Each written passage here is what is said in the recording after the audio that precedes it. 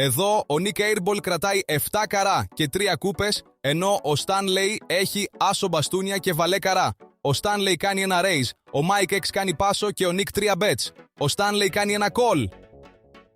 Το flop φέρνει βαλέ μπαστούνια, ρίγα καρά και 2 μπαστούνια. Ο Stanley βρίσκει ζευγάρι βαλέδες. Ο Nick ποντάρει και ο Stanley κάνει το call.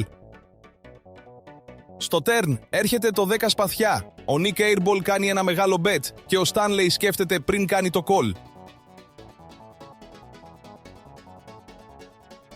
Και το river φέρνει το 2 καρά. Το board είναι γεμάτο.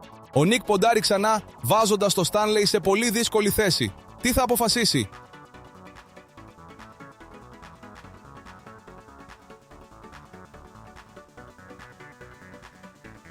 Wow! Ο Stanley πάει all in και ο Nick Airball κάνει πάσο. Τι απίστευτο διάβασμα! Ο Stanley κερδίζει ένα τεράστιο pot.